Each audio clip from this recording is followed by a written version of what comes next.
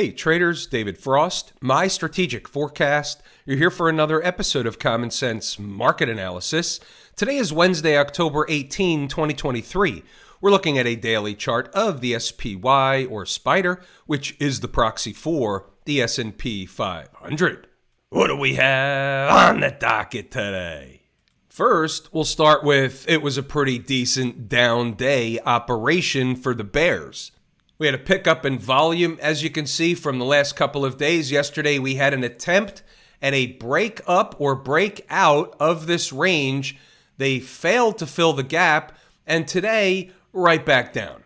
Remember what we said in yesterday's video, below yesterday's lows, no good, no dice.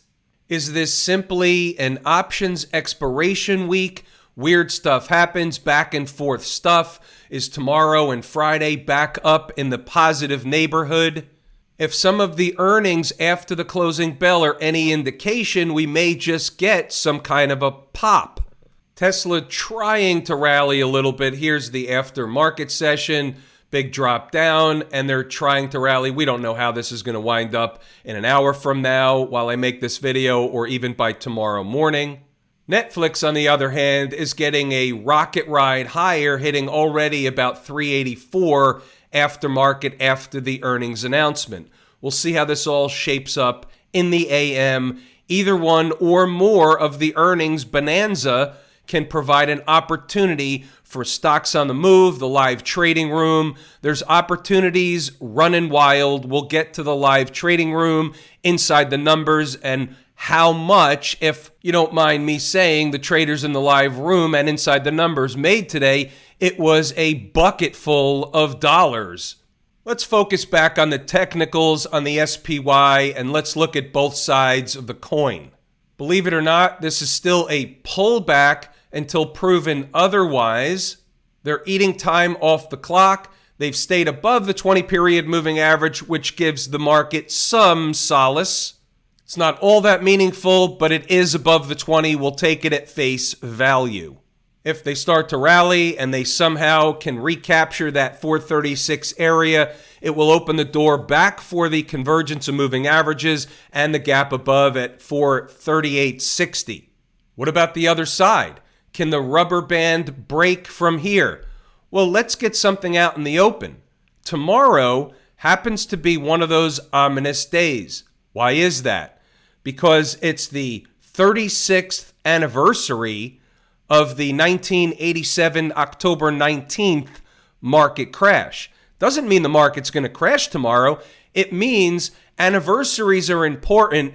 That date or that crash in 1987, every anniversary is ominous.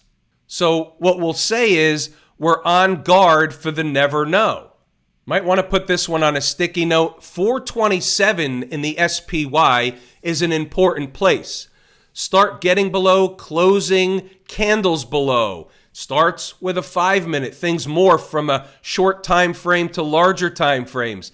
10 minutes, 15 minutes, 30 minutes, hourly, 2 hours. Start closing below 427, and they're likely under pressure, headed lower, already lower, either or. As of now, notwithstanding the eating time off the clock business, if this actually does give way and it's another small case of a rolling top, you would maintain the lower high scenario. In fact, you have the lower highs either way. Even if they got up into the convergence of moving averages, filled the gap, and even a little higher, you still have lower highs working. That's a bearish setup. Has not anything to do with whether or not you get bounces in the amongst of a downtrend. You're always going to get certain rip your face off rallies. We saw one from the lows over here. Doesn't mean we can't have another one. This could still be an A leg up, B leg down, and a C leg up for completion. We don't know yet. These are the things that are on the charts. These are the things that traders and investors can look for. This is a learning process. We take the market one candle at a time, one day at a time. Topic that always comes up is, what about the Middle East situation, the war going on? Can war be inflationary? What happens if? And the if is, what happens if it spreads? War can be inflationary if it's contained to, for example, a sliver of Israel, and if Iran doesn't get involved and other countries don't get involved, it can be contained, it can be inflationary to a degree. However, if it becomes a contagion, if it becomes other players, other characters get involved, that's not necessarily inflationary. You have to look out for that kind of situation that could wreak havoc on the markets. Most likely, the way something like that would unfold, you would wake up to some news that something happened, you would see a big gap down, and that would be the beginning of a problem. Regular way options expiration week, weird stuff happens. Don't discount going the other way Thursday and or Friday. In the big scheme of things, it wouldn't be that strange. This is where the rubber meets the road. Inside the numbers, the live trading room, we actually had 2 trades, and I'm going to even count a third one that was given to the live room right when we got off the air. It's also in here inside the numbers. All 3 worked. All 3 had absolutely no heat. What does that mean? That means we were never out of the money by a few pennies. What I urge you to do is pause the video, read the notes, go back to the chart to double check the work. Here are the progression of events. 433.25 is an important number. Getting below, staying below opens a door for another place. We'll talk about that later. Getting below that, which is the gateway, meaning 432.45 would be the gateway to a gap down at 431.55. Another number. There's one more, slightly below, 431. We'll get to this in a moment. Of course, we have the bull case just in case. We give both sides of the tape based on the morning setup, and then we refine the stuff as the morning matures. 8:35, an hour before the opening bell. What's the deal? Below 434.23, the door is open for the next leg lower. They don't have to get there, but if they pay a visit to 433.25, give or take, there should be a bounce back in the other direction. The scalp with potential variety. 433.25. First trade of the day, right of the vertical, is today's activity. This was our morning trade. They came down and hit 433.25. The low in this candle was exactly 433.20. Immediate rocket ride back in the other direction. Traders got 7 points, 10 points, 12 points, 15 points, whatever it was, traders got the ball of wax. This is what they signed up for. 433.25 was the morning trade. Let's move along, see what else we have. By the way, that was posted long before the opening bell. Still before the opening bell, 9 o'clock, you can see here, spending time below, meaning 433.25, opens the door for a rundown to a set of lows down at 432.45. That's a gateway to the gap. Remember, pause the video, read the notes, go back to the chart to double check the work. There's your trade at 433.25. There's the number, initial bounce, nice trade, all that. Then we have some resistance numbers above so traders know where to take exits. We provide entries, we provide exits, we provide the process and the mechanics. How about this one at 10:30? Check it out. 432.45 is the next important place. If they spike it, there should be a rip it back in the other direction trade there. 432.45. There's your 432.45. There's your rip it back up in the other direction. There's your trade number 2. They gave us the scalp, not much potential, but they gave us 5-7 points. Traders took it, pocketed the money, went about their business, on to the next trade. The reason we can do that is because we're trained to take profit at a certain place. We turn the trade into a risk-free, emotionless trade. If they give us a rocket right after that, fine, we're on board. If they come back, we don't let the remaining port, or what's called the trailing part of the position, go bad on us. We pocket the base hit. That's the minimum requirement. Pause the video, read the notes, go back to the chart to double check the work. 431.55, the gap is down below. Here's your bounce back from that place. Below this number opens the door for 431.55. Then you can see here, there's what I left traders with in the live room, and inside the numbers, 431.55 down to 431 is a support zone if they drop them. And there you have it, trade number 3. It's like a 20-point trade right out of the chute. You have to ask yourself, what more would you be looking for in a service like this? Traders that participated today, please post some results underneath the video in the comments section. I appreciate the participation. Inside the numbers today, we had UAL, Morgan Stanley, JB Hunt, and Albemarle, ALB. Let's take a look at some charts. UAL, you can see here they hovered over the number and then they hit it late in the day. This is a no trade. This is the manner in which we want them to come in the beginning of the day, not at the end of the day when there's no time left on the clock. These were the two numbers for Morgan Stanley today, 75.55, 74.25. They gave you the deal at 75.55. They gave you the base hit. They came down lower. They gave you something at this price. But basically, the trade was over at the first number. As you can see, here's a 1-minute chart. This is what happened. They came into the number. They gave you an immediate bounce up to 76.23 in this candle here. That is, by definition, more than the required base hit. Or it's right around there nonetheless. Look at the trade in JB Hunt today. So you can see here there's two numbers. It's a zone, 179.95 lower part, 182.07 upper part. They came in, they spiked the first one down to the second. Immediate rocket ride back in the other direction. A lot of participation in the live room on this one. Big profits quickly. They got back to almost 187 from this bounce. ALB, Albemarle, this was a shitburger today. We don't get a lot of them, but we do get some of them.